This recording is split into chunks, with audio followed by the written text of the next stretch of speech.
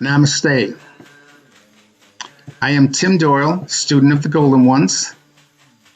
The Golden Ones are co-creator gods who are the administrators of this spiritual training school here on Earth. All souls on Earth are in training to become a co-creator god. The teachings that come through me come directly from the Golden Ones.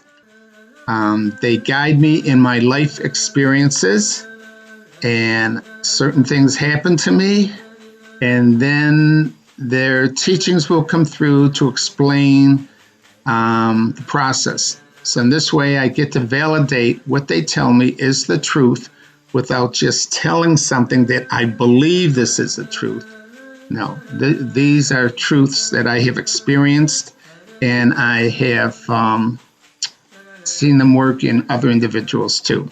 All right.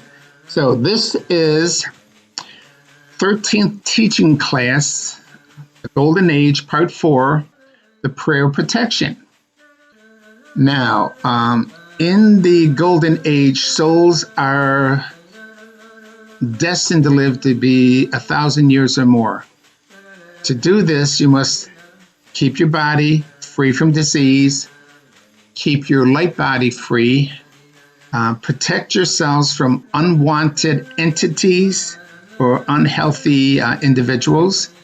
And the last video on this will be video 5, will be attuning to the mind of God, the God frequency in our brain.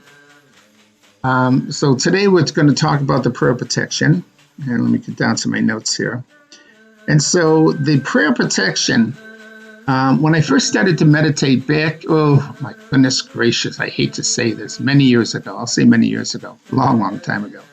I was in my early 20s, and I was I was guided to take up meditation classes and study to become a metaphysical minister. Whatever my teachers wanted me to do, I always did it. They wanted me to become an ordained minister and to study. So we started meditation classes, but I was a little fearful of going into a meditative state and thinking that, and I think it was the times back in the 80s and 90s when people were taking drugs and going into an altered state, their bodies would be taken over by entities and so forth. So I think I was a little concerned about my body being taken over by an entity. So I wanted to have a prayer of protection to protect me while I'm in meditation. So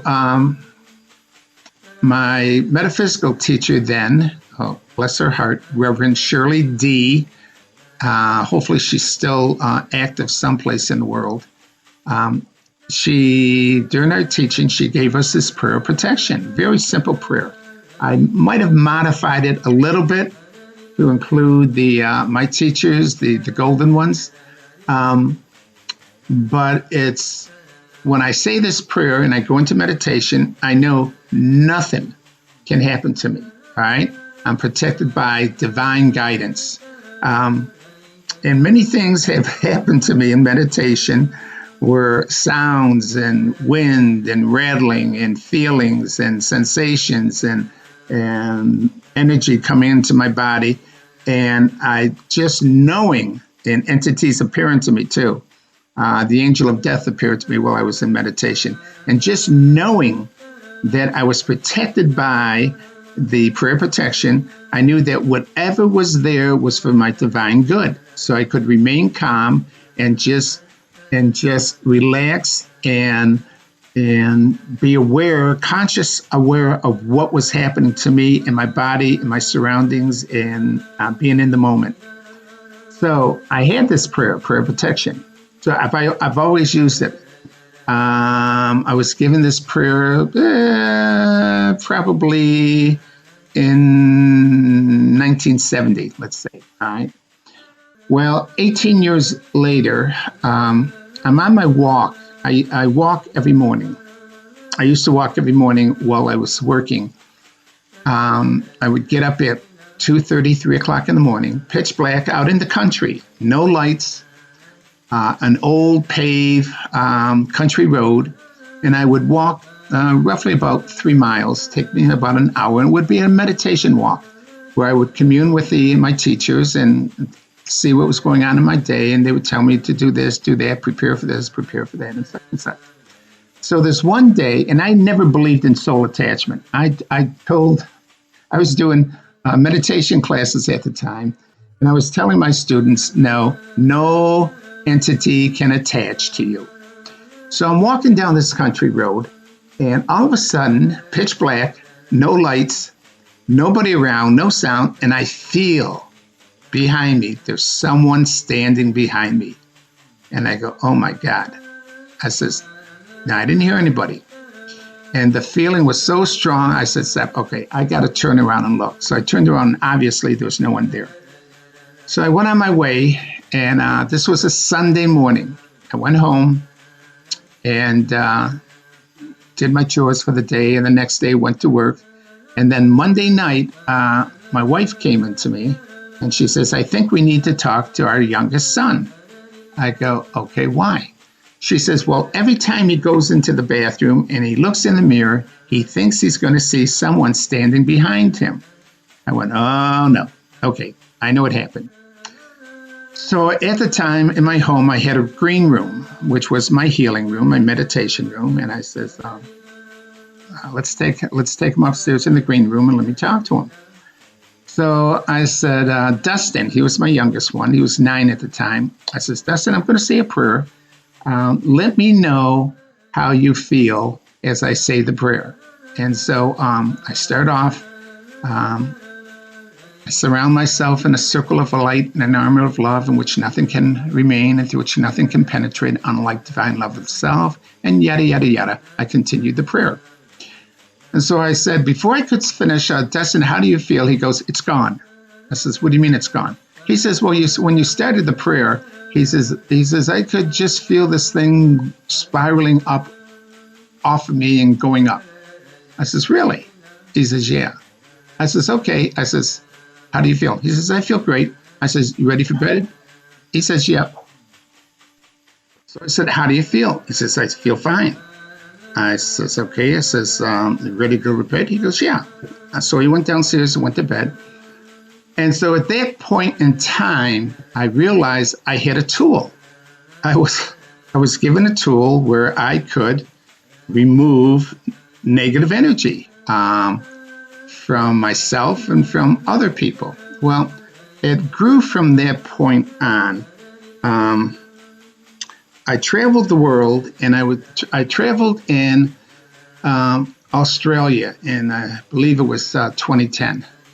And I was with my partner at the time, and we were going down the road, and she was told to stop alongside the road.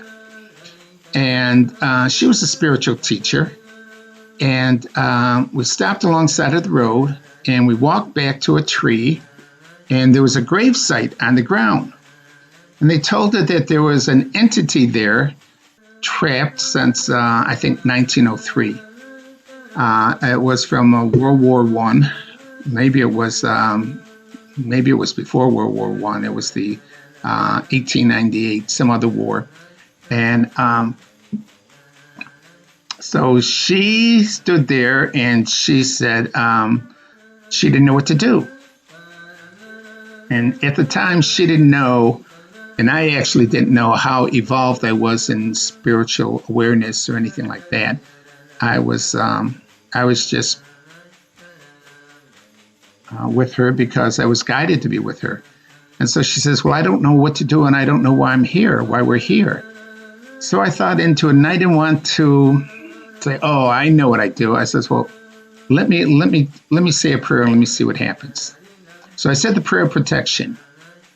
And when I said the prayer of protection, I could feel his energy flowing through me. And this is what happens when I say the prayer of protection. I feel the energy flowing through me and being released to the next level. I guess I become a gateway. I become a gateway. And this may happen to many of you who develop this prayer of protection if you work with others. You become the gateway where souls will If you're working with an individual that has an attachment of a trapped soul, you become the gateway. And I tell you this only because people come to me. They don't know why they come to me, but I know when people come to me, there's a reason why my teachers have brought them to me. And I teach English in China to many of my students. And I had the opportunity when I came here one day, and when I go to any country and I visit the cemeteries if it's nearby, and I'll say the prayer of protection, and souls will be released through me. And it's just like my gift to the country I'm at and any trapped souls that are there. Well, when I came to China, I went to the cemetery, largest cemetery. That's where the Japanese killed millions of farmers, Chinese farmers and poor people, village peoples, and they were all buried there. And I said the prayer of protection. I didn't feel one soul being released, and I thought that was unusual. Well, now I do English classes here, and a few of my students have told me that they feel something's behind them, or they can't sleep at nighttime. There's ghosts there that prevent them from going to sleep. And what happens is the Chinese people have a culture where the grandparents take care of the children. And so as the grandparents get older and they die, they don't move on. They attach to the youngest members or the children, their favorite child that they've taken care of. And so then the child grows up and they have this attachment. Well, you may say, well, this is okay and so forth, but it's not okay, because what they do is they interfere with your thinking and your habits. They have old customs. You have new customs. The world's changing. They don't want you to change, and they'll interfere with your thinking and your habits. And if they have bad habits, drinking habits or abusive habits, they will project them onto you, all right?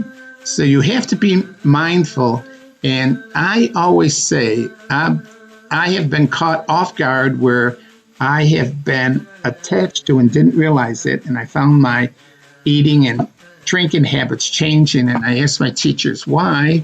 In meditation, didn't even feel like meditating. And they would tell me, oh, that's because you have an attachment.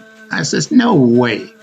And they'll explain to me where I got the attachment and how I got it. And I'm saying, oh my God. And as soon as I say the prayer of protection, boom, it's gone. So that's what happens with the prayer of protection.